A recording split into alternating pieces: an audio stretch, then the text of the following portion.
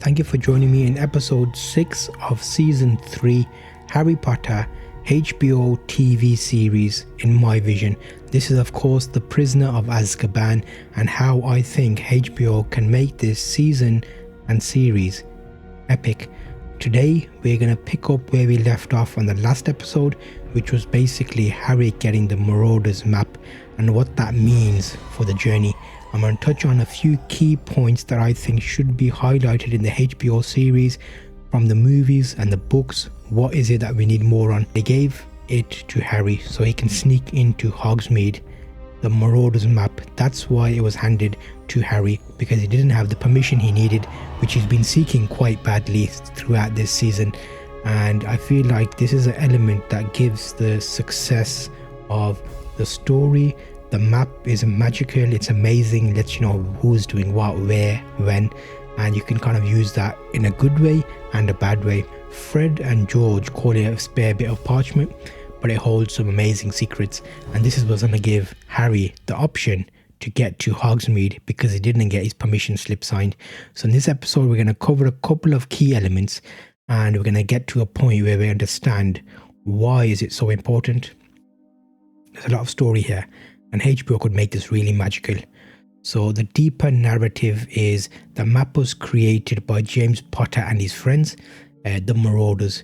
Even though Harry doesn't know this yet, like what does that mean?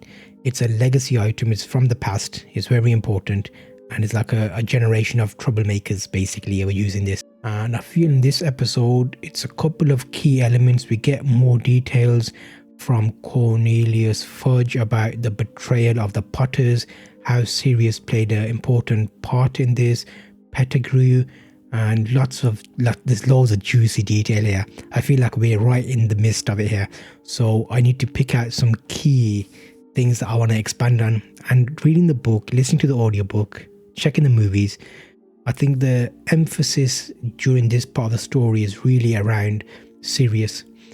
He's a godfather, best friend, and he's even like considered a secret keeper, but the way he's pitched is like he's gone against the family and he's kind of like betrayed everyone.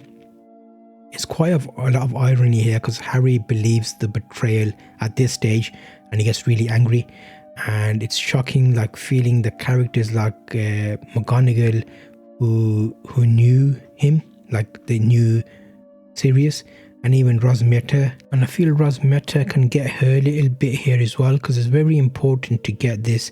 She's the hostess, the owner of the 3 broomsticks, and that's like a location which is quite important throughout the Prisoner of Azkaban, because that's where the Ministry meets Hogwarts teachers to discuss points. It's like a place away from both to secretly discuss things, and she kind of facilitates the conversations and how things are set up. So while not a spy, she's well informed about like the village. She'll know about rumors and events, and she'll act like a bit of a gossip queen and giving everybody like in check about what's the situation at the moment in the wizarding world. So she's quite like a cheery person. She sets the tone of the 3 broomsticks, and they've got that environment where she kind of looks after all the wizarding people and the Gillywater and the Moldmead, and like kind of looks after the pub as well as the wizarding world.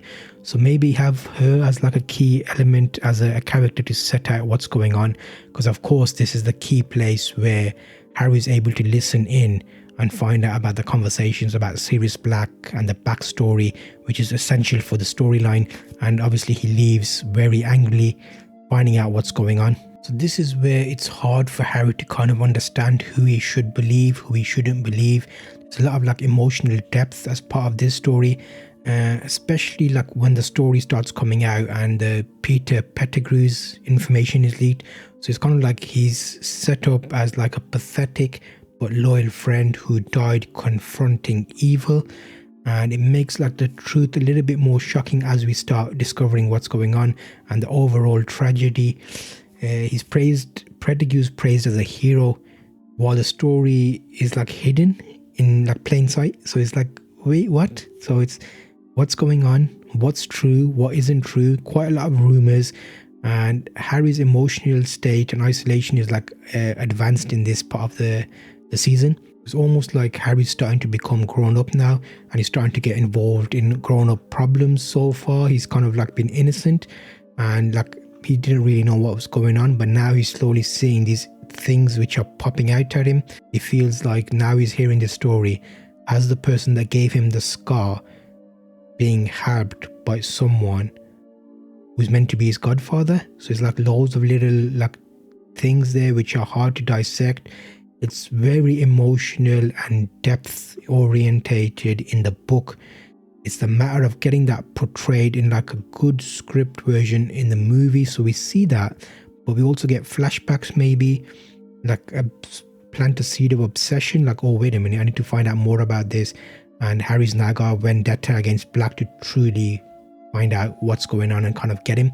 So now that early scene where Arthur's told him don't go after Sirius Black makes sense, because he's like, why would I want to go after someone who's trying to kill me? So it kind of, there's loads of little elements that tie all of this together really nicely. And one moment that I really liked was the fact that we get more detail about Hogsmeade and how much of a magical place that is. It's almost like a Willy Wonka's chocolate factory within the wizarding world, and there's so much there that we could elaborate on. We see elements of it in the movie, but the book paints such a vivid picture of this, and I feel like we can have a full, like, all the best sweets, chocolates, the best shops, and that might even, I might make a separate episode about that. Let me know in the comments, should I make like my top 10 Hogsmeade places to visit if you're in the Wizarding World? What would I? Ooh. Honeydukes, the Three Broomsticks, the Hogshead Inn, Zanko's Joke Shop, Toms and Scrolls, Dogweed and Deathcap. You can almost think of the non-wizarding versions of these shops that were adapted. So it's so rich, Hogsmeade. The way they picture in the movies was really nice. I feel like there's like a nice little option here to kind of lower the tone a little bit, to get it a bit more relaxed.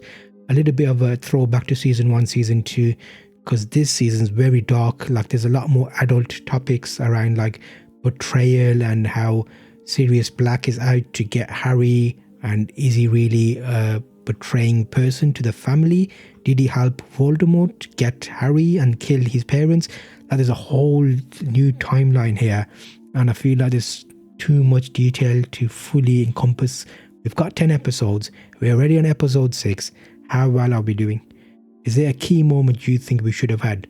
I've kind of missed over the Thunderbolt, the Quidditch stuff. I missed over a lot of that, which kind of gets Harry hurt. The Patronus, where he's again kind of done by the Dementors, and now this time he's in hospital trying to recover. So it's like there's loads of elements here that we need to dive into, and I feel like I need to focus on a few key elements, because otherwise, because there's so much, we're going to easily get lost in these episodes. While all of this is going on, we've even got like the layer of extra information, because Hermione's intelligence and tension, like how she's turning up to lessons. There's been little foresights of this happening. Ron is asking, how can you have these lessons at the same time as other lessons, and what? And she was like, I've squared it off with McGonagall, so she knows. But how can you be in two classes at the same time? So the time turner twist, oh my days, the frustration around like how they can use that, what they can do with it, what they end up using it for, and then there's loads of bits coming around that. So it's really interesting, and I feel like there's loads of rich storytelling here to have.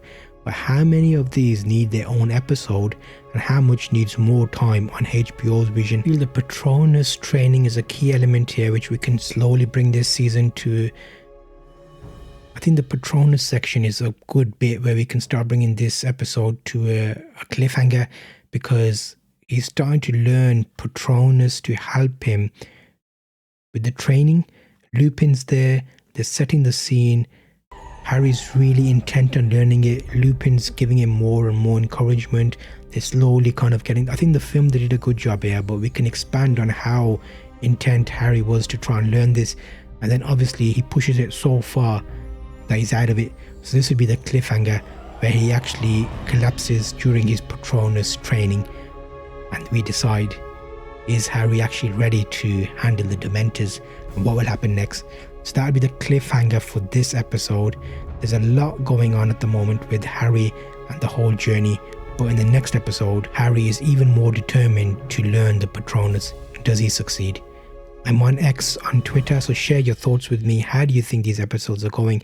If you're liking these, drop a like on this video. It encourages me to carry on with these. And I've got a full binge cut version of these episodes. Check the description. I'll see you on the next episode here.